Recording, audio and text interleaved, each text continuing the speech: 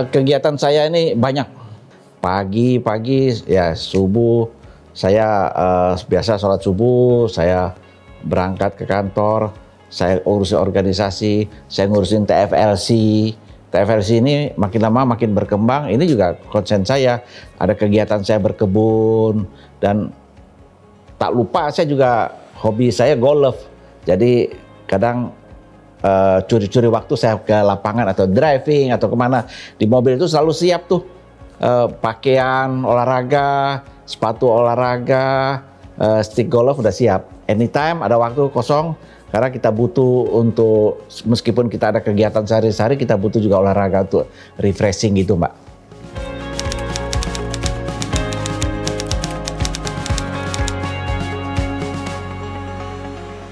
Saya sebagai profesional dalam hal ini, kita memberikan sumbangsi kepada kehidupan di masyarakat. Ilmu-ilmu yang kita dapat kita berikan kepada masyarakat. Saya juga sering mengadakan seminar, saya mengadakan webinar, dan saya memberikan sebagai narasumber, terus memberikan kuliah umum juga di beberapa universitas terhadap mahasiswa-mahasiswa baru untuk MKN, mahasiswa-mahasiswa kenotariatan. Selain itu juga ada kegiatan-kegiatan sosial yang kita tidak sebagai seorang profesional, sebagai seorang masyarakat, kita wajib memberikan di dalam kehidupan sosial. Seperti misalnya saya juga ada urusan-urusan seperti yatim piatu, saya Dewan Pembina Yatim Piatu, dan ada beberapa organisasi yang saya geluti dalam saat sekarang ini. Seperti TP Sriwijaya. TP Sriwijaya ini ada Tenaga Pembangunan Sriwijaya. Tenaga Pembangunan Sriwijaya ini memberikan sumbangsi kepada 5 provinsi, dan saya sebagai bendahara umum di situ. Kita membantu terhadap 5 provinsi. Kalau TP Sriwijaya ini dulu namanya Tentara Pelajar Sriwijaya, tapi sekarang berubah menjadi Tenaga Pembangunan Sriwijaya. Kita membantu pemerintah daerah untuk meningkatkan potensi-potensi yang ada. Dan satu lagi, saya juga aktif juga di Asosiasi Penambang Nikel Indonesia, saya di Biro Hukum. Di situ permasalahan-permasalahan hukum juga cukup banyak di dalam dunia pertambangan. Jadi kegiatan-kegiatan saya di situ selain memberikan keilmuan, memberikan sumbangsi ilmu saya, profesi saya dalam hal kehidupan bermasyarakat.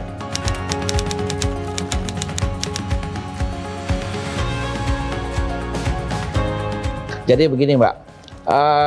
Setiap profesi itu membutuhkan satu organisasi. Organisasi ini sebagai wadah untuk mempersatukan para profesional.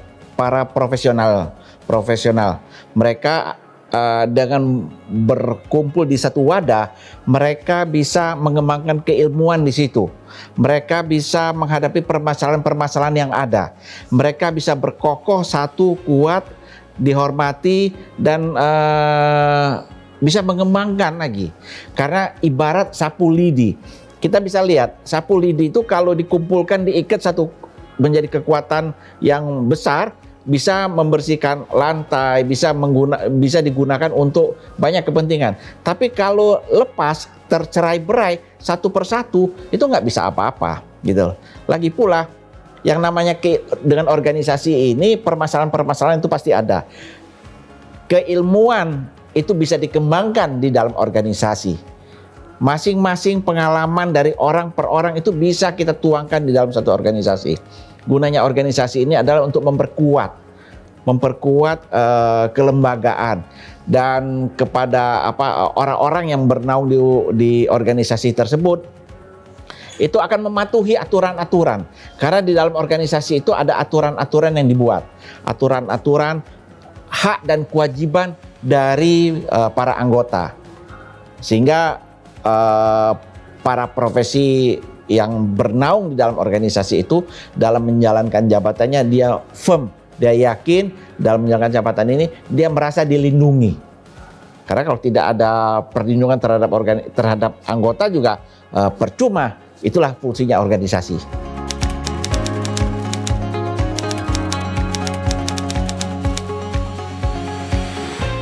Sangat penting pengembangan soft skill dan hard skill-nya. Sangat penting. Karena apa? Di dalam satu organisasi itu, fungsi dari organisasi itu untuk pengembangan.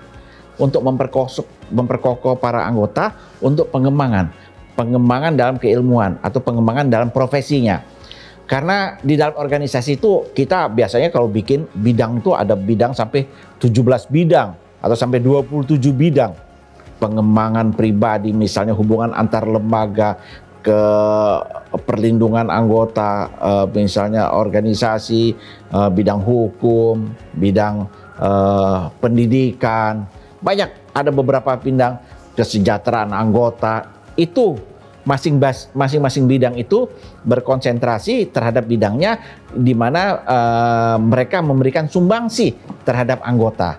Disinilah fungsinya organisasi. Karena apa? Anggota-anggota di organisasi itu berharap dia masuk menjadi bagian daripada organisasi, ada manfaat, ada nilai positifnya. Ada nilai positifnya yang dia dapat. Pengembangan baik keilmuan, baik lokal maupun baik nasional maksud saya, ataupun secara internasional. Karena sekarang ini kita bisa lihat dari negara-negara sebelah terhadap hubungan dengan negara-negara kita sudah borderless, sudah tidak ada lagi pembatas, sehingga bisa saling komunikasi anytime, anywhere, kapan sajalah kita bisa berkomunikasi, kita bisa menyerap keilmuan, kita bisa menyerap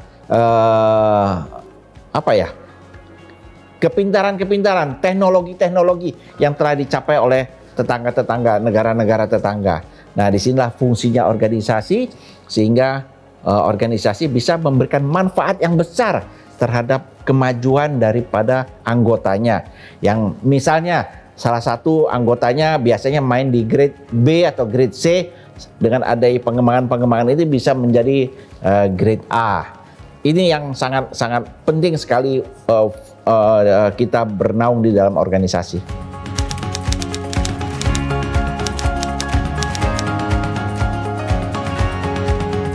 Perkembangan teknologi ini menurut saya bukan suatu ancaman. Ini adalah suatu kesempatan yang baik, suatu tantangan untuk kemajuan.